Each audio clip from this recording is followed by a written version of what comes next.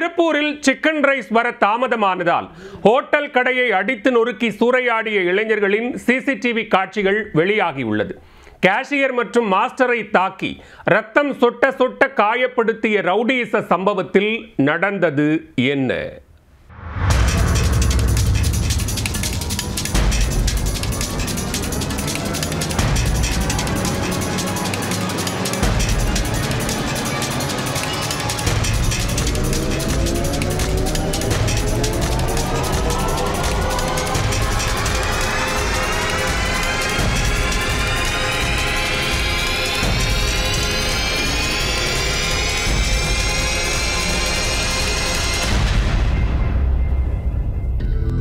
Chicken rice வர தாமதமானதால் hotel ஊழியரை தாக்கி ரவுடிசத்தில் ஈடுபட்ட இளைஞர்கள் கடையை அடித்து நொறுக்கி சூறையாடும் ஆக்ரோஷ காட்சிகள் தான் இது.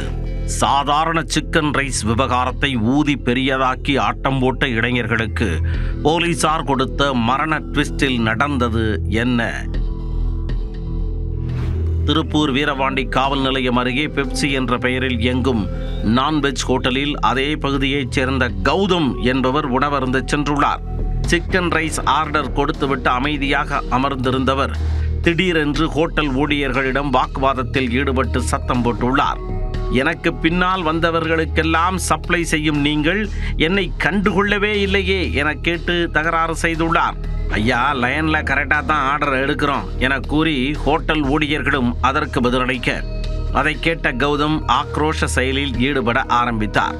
அதனால் தனது லோக்கல் நண்பர்களை செல்போன் மூலம் பேசி உணவகத்திற்கு வரவழைத்தவர் கும்பல் சேர்ந்ததும் ரவுடிசத்தில் இறங்கினார்.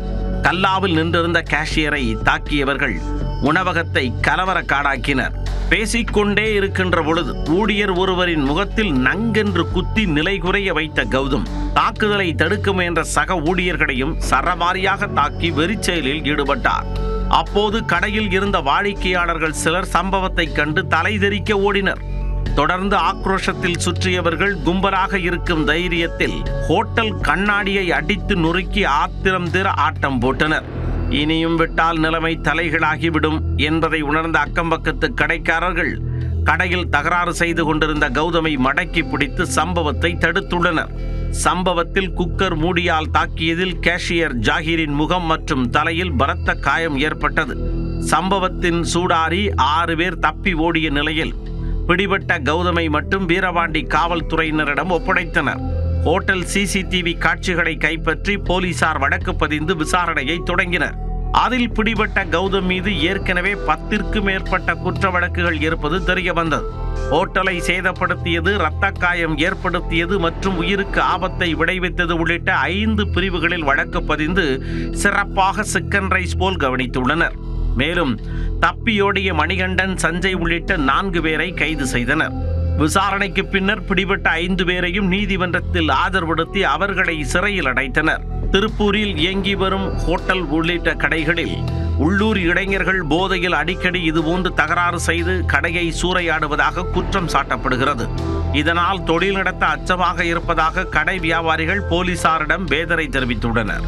உரிய விசாரணை நடத்தி குற்ற சம்பவங்களில் ஈடுபடும் போதை இளைஞர்கள் மீது தக்க நடவடிக்கை எடுத்தால் மட்டுமே திருப்பூரில் இதுபோன்ற ரவுடிச சம்பவங்கள் கட்டுப்படுத்தப்படும்.